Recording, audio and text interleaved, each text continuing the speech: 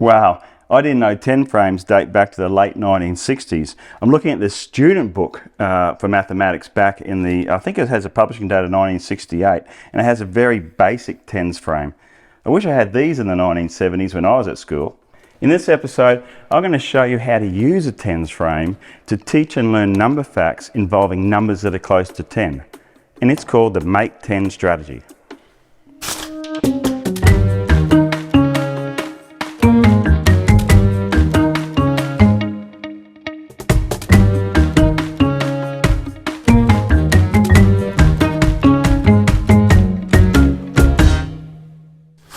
Now when I say numbers close to 10, I mean number facts involving 9, 8 and even 7.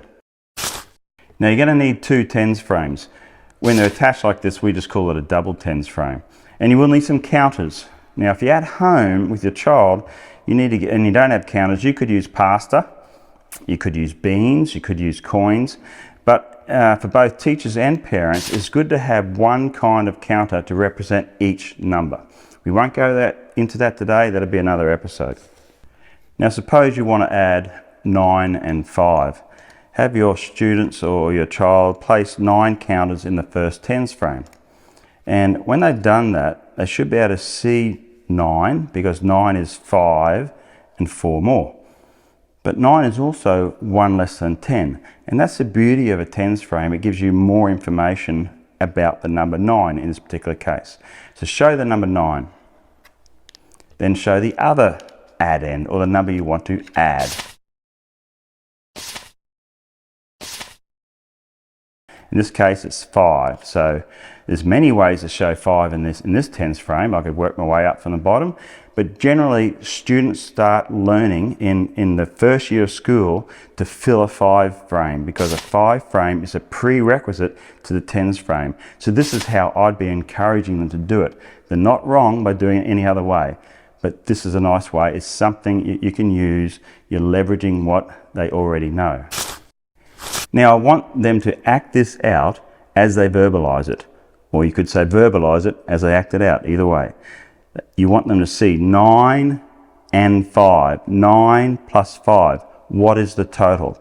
So as they move the counters, 9 plus 5 has the same value as 10 and 4. So you're going to make 10, then add the balance. And in doing this, you're leveraging what they already know. They've already learned their teen numbers. It becomes part of the developmental sequence in mathematics. They learn their teen numbers before they do this. And in doing so, they learned that 14 is the same as 1 10 and 4 ones. So 9 plus 5 has the same value as 10 plus 4, and they know that's 14. Now I suggest you do this many times with your students or your child, and give them experiences where the 9 stays consistent and you might change the other add-in, we call that in mathematics, the other number. Don't think about having them write the number facts yet. The writing can come later on. It's about the concrete, the hands-on experience, and them verbalizing their thinking. That's really important. Now in our business, we go one step further before we start doing the writing. We would use a pictorial model. So you have something that's concrete, hands-on, and the teacher can speed up the process by using a pictorial model like this. It provides a link between the concrete and the symbolic that comes next. So you can say 9 plus 5, you can see this, 9 plus 5 is the same as 10 plus 4. These cards are very good for practicing the strategy. Not yet practicing the facts, which you have to get to memory, but practicing the strategy. So have the students verbalize what they see, and at some stage they can start writing it down. Again, this card is 9 plus 5 has the same value as 10 plus 4. So just that thinking is what you want to practice. I've also provided a game that's in the links. It does involve the need for blank cubes. If you don't have blank cubes at home, you can buy stick-on dots and put them on the faces of a standard cube. But most schools would have access to blank cubes so that they make up some of their own dice for the games. So make sure you use that.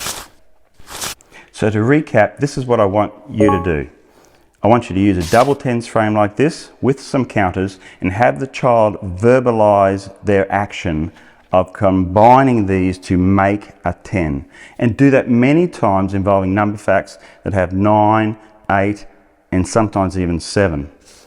And if you have our resources, you can also provide a pictorial representation that provides a link between the concrete and the symbolic.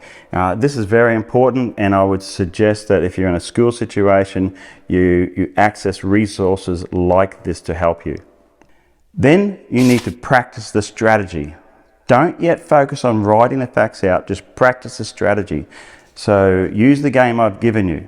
That's getting them thinking about what happens when you move some from here and you make the 10. So just essentially reinforcing the thinking behind the strategy. So that's the Make 10 strategy. The chart you can see now shows all the basic addition facts that they must learn in the lower grades of the primary or elementary school, depending on where you are in the world. The numbers across the top is one of the add-ins that they're adding, and the numbers down the left-hand side is the other add-ins. So if you want 9 and 5, you bring those together. You can see 9 plus 5 is 14, and the sum is there. So all the numbers you can see now represent all the Make 10 facts for addition that the students can learn using this strategy.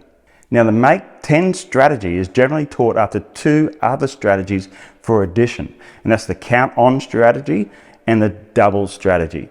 And when you see the Make 10 overlaid on the grid with those other 2 strategies, you can see you address all the basic facts for addition. And finally, if you've seen value in this video, go ahead and subscribe right now so you never miss another learning moment with me. See you next time.